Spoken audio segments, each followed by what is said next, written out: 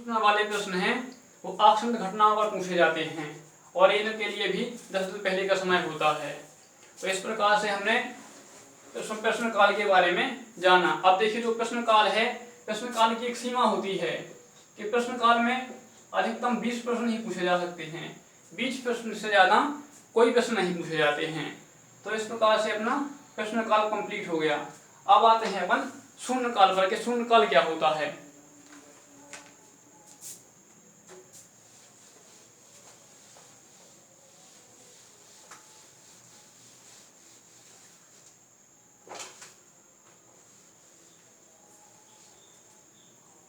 देखिए शून्य काल जो है प्रश्न काल के तुरंत बाद का समय शून्य काल कहलाता है, क्योंकि प्रश्न काल चलता है अपना 11 से 12 बजे और शून्य काल का समय निर्धारित किया जाता है 12 से 1 बजे तक का समय। ठीक है। अब शून्य काल में क्या होता है, शून्य काल में भी प्रश्न ही पूछे जाते हैं।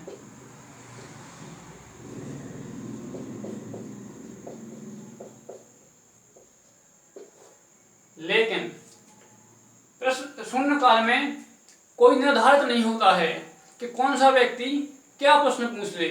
ये पहले से नहीं होता है कि इसमें ना पहले सूचना दी जाती है, जैसा कि प्रश्न काल में होता है कि प्रश्न काल में यदि अपन को कोई सा प्रश्न पूछना है तो अपन को अध्यक्ष या सभापति को 10 दिन पहले सूचना दी जाती है कि साहब हम आपसे एक क्वेश्चन पूछेंगे जब अपनी बैठक होगी। लेकिन शून्य काल में ये चीजें निर्धारित नहीं होती है। तो शून्य काल में ये चीज निर्धारित ना होने के कारण शून्य काल का समय बहुत कम होता है, अर्थात शून्य काल जो है बहुत कम समय तक चलता है, जल्दी भंग हो जाता है। क्योंकि शून्य काल में अध्यक्ष के ऊपर ऐसा कोई प्रेशर या बाध्यता नहीं होती है कि जो सामने वाला क्वेश्चन पूछ रहा है उसका हम आंसर दें या ना दें। ये अध्यक्ष की स्वेच्छा होती है कि उसने क्वेश्चन पूछा है तो आंसर दें या ना दें। और आपने कई बार टीवियों में देखा होगा, जब राज्यसभा में बैठक होती है या लोकसभा में बैठक होती है तो उसमें आपने देखा होगा कि कई राजनेता आपस में लड़ते हैं, एक दूसरे को गालियां देते हैं और कई जो छोटे खत के होते हैं वो टेबल चढ़ के चिल्लाते हैं, कोई टेबल बजाता है, कोई दूसरे पे बात करता है, बहुत बहस होती है। वो समय शून्यकाल का ही होता है, क्योंकि शून्यकाल में कुछ पहले से निर्धारित नहीं होता है। ठीक है। तो शून्यकाल का समय बहुत कम समय तक चलता है और जल्दी ही बैठक स्थगित हो जाती है और अध्यक्ष भग जाता है।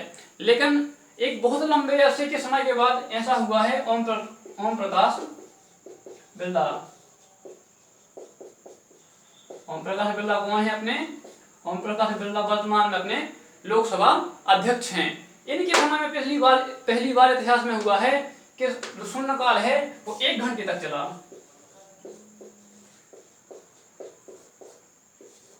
कितना चला?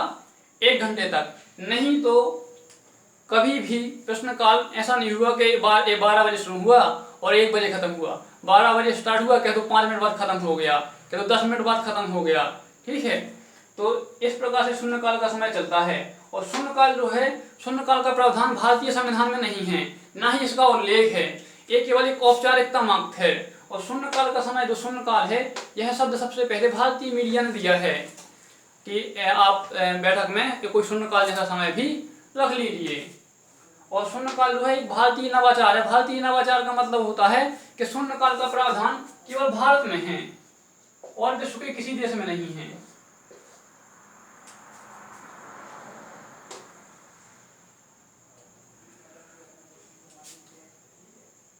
और शून्यकाल के बाद 12 से 1 बजे तक शून्यकाल चलता है। 1 बजे के बाद उन लोगों का लंच हो जाता है, तो उसके बाद वो लोग अपना खाना पीना करते हैं। फिर उसके बाद 2 बजे के बाद फिर पुनः बैठक होती है, 2 से 5 तक की फिर बैठक चलती है।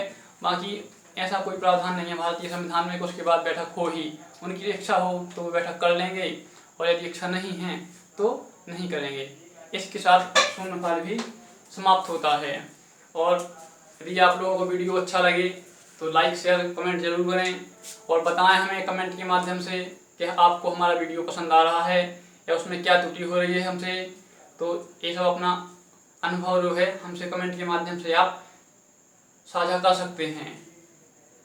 जय हिंद।